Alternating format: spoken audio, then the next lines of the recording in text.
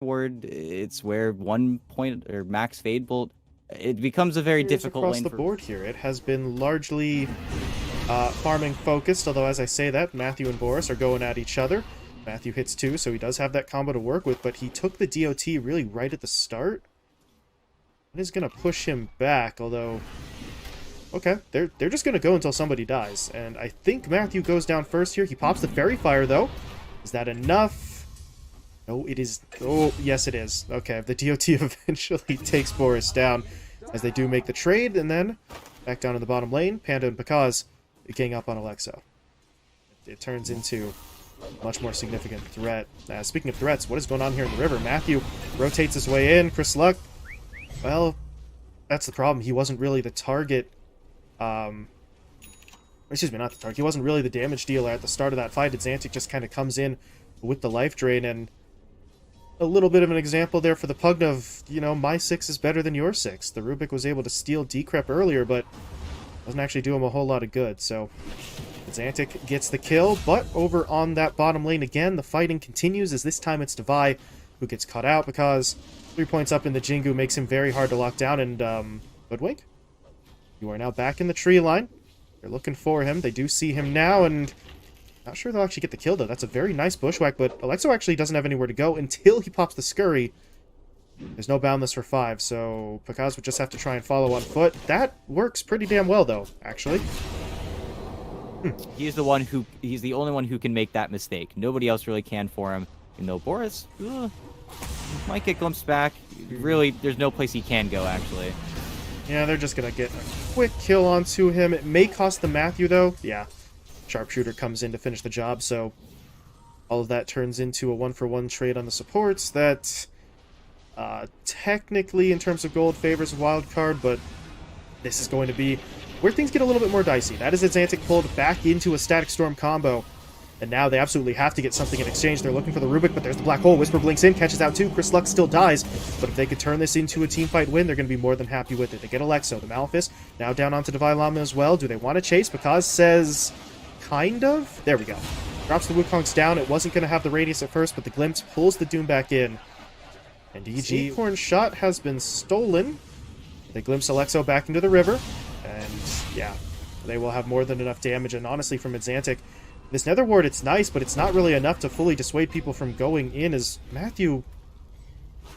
I'm not entirely sure what he was trying to do there, but he is trying to make a great escape. He goes north as the Doom blinks south, and all of this is acting as a bit of a distraction, because here comes the rest of EG, looking for some sort of engagement. They're going to try to punish Xantic. They glimpse him back into the static, and somehow Matthew is the absolute perfect bait. I'm not even sure if he was trying to do that when he started, but that's going to be the end result. He just is able to green rush, something that the Gunner popularized. Both very solid, but okay.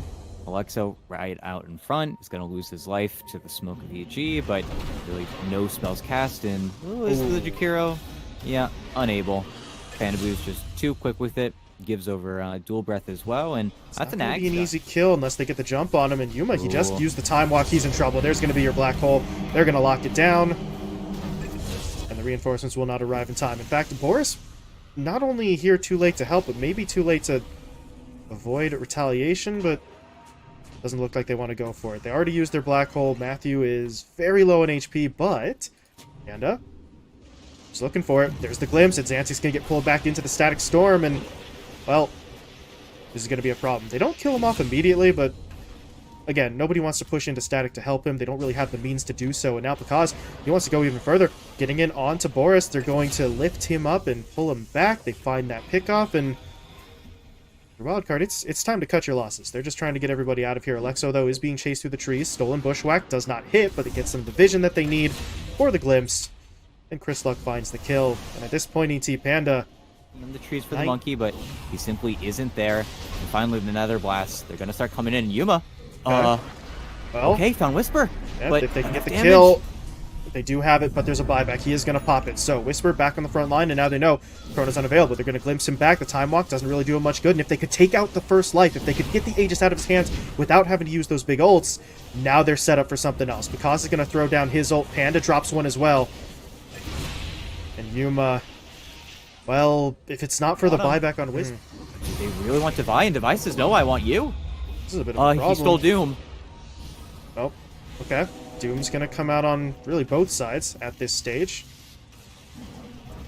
And this is a very weird interaction, but it should end with Devi going down at this point. He is slowly but surely dropping. Whisper does not die to the Doom that was thrown out onto We him. are looking for that 5-on-5 fight. As the smoke breaks, it's Antic. Gonna get gone on, but nice Forest still gets caught. Yeah, Black Hole onto 2, no help coming. They clean them both up. Kaz was able to bottle that double damage room. And well, the Dawnbreaker, yeah, is gonna get seen. Would have to ult to his team, but no, there's no time. Goes down. But Wildcard called that with the bottom wave pushing as far as it was, that there might have been somebody in that triangle, which is a guess that they do whiff on. But the play, and there's a buyback on that Dawnbreaker, but they're really looking for this team fight. Well, there's the Rubik jumping in, though. The Doom is going to be deployed, so they do lock Yuma down. The Solar Guardian now coming into play. They got the Static Storm dropped as well. They caught both of the main cores in it. And Wildcard, they just weren't ready. Again, the buyback kind of catches them by surprise. First it was Whispers, now it's Matthews. Oh, Devi, though, does make the jump in. Doom on himself. He's going to be able to lock down at least one. Matthew, yeah, going down as well. So they get the double, and now they're going to try to push on to Kaz. Kaz has to try and hold his ground. Whisper, though, is going to come over to help him out. That allows them to take down Boris and Devi. I'm not 100% sure you win this fight, and I don't think he wants to try. He's going to back himself off now. Or maybe not. Blinks back in. Goes for the Infernal. Pops his PKB, but there's the Black Hole. He does eventually get punished. Kaz can just whack away at him, and... well... That brawl as well. at least... Boris is crazy. yeah, this is maybe a little too far forward. Yuma, he doesn't have Chrono, so I don't really know how much he wants to try and do here. Pushes in, gets the dilation, and then backs out. So a little bit too far out of Boris there as Chris Luck. Oh, he's thinking about going in. He still has the Chrono Sphere. The Static Storm has been thrown out first, so he's going to use the Chrono to try and keep Xantic out of the fight, and that is actually perfect. Technically, Yuma was caught in that as well, but he can still move, but he doesn't want to move forward into the Static Storm, so he has to abandon his teammates.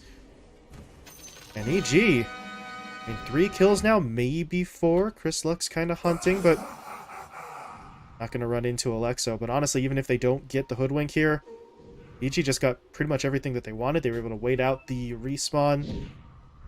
Static was used, but it's not on the longest of cooldowns. And hold on, the Rubik actually did still find Alexo.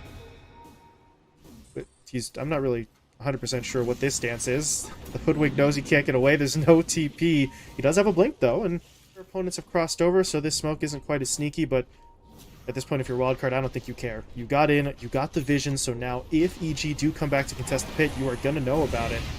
And that is enough for them to feel safe pushing in, and they're doing this pretty damn quickly. EG's response, it's coming. But will it get here in time? Roshan already dropping low. Kaz able to get into the pit, but the Eul Scepter is going to throw him up in the air. The Chronosphere is going to get thrown down underneath his feet. And, well, there's no backup right now for the Monkey King. Kaz's help is all the way back because Devi was able to pop the Doom on himself and push his way forward, but Whisper's still going to get a Black Hole off. Connecting on a 3. Where's the damage, though? They've lost the Monkey King. He does buy back, trying to re-enter this fight. And maybe they can start to turn this around. Devi Lama's been taken down. And Xantic is low as well. Whisper looking for his moment, hoping for a second Black Hole. He did refresh it, but he hasn't thrown it out just yet. Because, honestly, they may not need it. They've caught Yuma. Can they bring his first life down? Yes, they can. And now is when they're going to try to set up. Whisper, what does he have? He's got a BKB ready. The Eul Scepter, though, did throw him up in the air, but it's not going to stop it. The Black Hole comes through. They do catch Yuma. And Wildcard are on the retreat. Even though they take Roshan, they were not ready for the full-on engagement that followed. No, and Chris Luck just carried. He just carried the entire fight. He just has time locked War Stomp. He's perma-stunning heroes right now, and okay, he's a little bit too far and might die to all these buybacks, but all the buybacks have been forced, but Xantic dies you back. have buyback on Rubik. Yeah, it's time to get back in the fight. This is their moment to win. They cannot lose Whisper, though. He's dropping low. He does go down. Okay. That's Whisper out. Matthew's going to fall now as well. Kaz on the front line doesn't have any backup, but he is holding BKB. He's going to pop it now. Here comes the Solar Guardian in as well. They're trying to keep Kaz alive, healing up off the Jingu, and they are turning. Yuma's going to get taken down. Devi Lama next up on the chopping block. He falls as well. No buybacks available. They've all been used already. And EG, well, have they found their moment? Boris glimpsed back, hit up by the Nullifier, and will be dropped. And there's the GG. Yeah. Oh boy. Ooh, it's perfect. It was just perfectly baited out, and then at the end there, I don't know what cut it. I think it was Matthew, but